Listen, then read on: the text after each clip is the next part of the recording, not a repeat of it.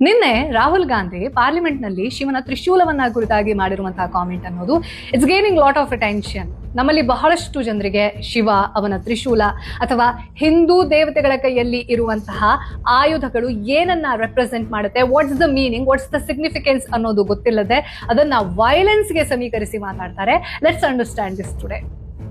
ಶಿವನ ಕೈಯಲ್ಲಿ ಇರುವಂತಹ ತ್ರಿಶೂಲ ಅನ್ನುವಂಥದ್ದು ರೆಪ್ರೆಸೆಂಟ್ ಮಾಡೋದು 3 states ಆಫ್ ಕಾನ್ಶಿಯಸ್ನೆಸ್: ಜಾಗೃತ, ಸ್ವಪ್ನ, ಸುಷುಪ್ತಿ. ಅಂದ್ರೆ waking state, dreaming state and deep sleep state.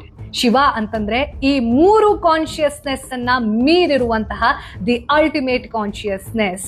ಹಾಗೆ ಇನ್ನೊಂದು ಅರ್ಥದಲ್ಲಿ ಇದನ್ನ ಯಾವ ಮಟೀರಿಯಲ್ ವರ್ಲ್ಡ್ ಅನ್ನುವಂತಹ ಮಾಯೆ ಇದೆ, ಯಾವ ಮೆಂಟಲ್ ವರ್ಲ್ಡ್ ನಲ್ಲಿ ಈಗೋ ಅನ್ನುವಂಥದ್ದಿದೆ, ಇದು ಎರಡನ್ನ ಡೆಸ್ಟ್ರಾಯ್ ಮಾಡಿ ಸ್ಪಿರಿಚುಯಾಲಿಸಂ ನಲ್ಲಿ ಅಪ್ಲಿಫ್ಟ್ ಮಾಡೋದು ತ್ರಿಶೂಲದ ಸಿಗ್ನಿಫಿಕೆನ್ಸ್. ಇದು ಶಿವ ಹಾಗೂ ತ್ರಿಶೂಲದ ಸಂಬಂಧಪಟ್ಟಿರುವಂತಹ ಎಕ್ಸ್ಪ್ಲನೇಷನ್. ಆದ್ರೆ ನಮ್ಮ ದೇವತೆಗಳ ಕೈಯಲ್ಲಿ ಇರುವಂತಹ ಆಯುಧ it's not a symbol of ಹಿಂಸೆ, it's a symbol of protection. Protection can not be ಹಿಂಸೆ. ಸ್ವಂತ ರಕ್ಷಣೆ, ಆತ್ಮರಕ್ಷಣೆ ಅನ್ನುವಂಥದ್ದು ಧರ್ಮ. ಸೊ ಯಾರೆಲ್ಲ ಅಹಿಂಸಾ ಪರಮೋ ಧರ್ಮ ಅಂತ ಹೇಳ್ಬಿಟ್ಟು ಆ ಒಂದು ಸ್ಟೇಟ್ಮೆಂಟ್ ಇಂದ ನಮ್ಮ ಹಿಂದೂ ಧರ್ಮವನ್ನ ಹಿಂಸಾತ್ಮಕ ಅಂತ ರೆಪ್ರೆಸೆಂಟ್ ಮಾಡೋಕೆ ಹೋಗ್ತಾರೆ, ಅಹಿಂಸೆ ಅನ್ನೋದ್ರ ಮೀನಿಂಗ್ ಅನ್ನ ತಿಳ್ಕೊಳ್ಳಿ. Then you will understand what is ಧರ್ಮ.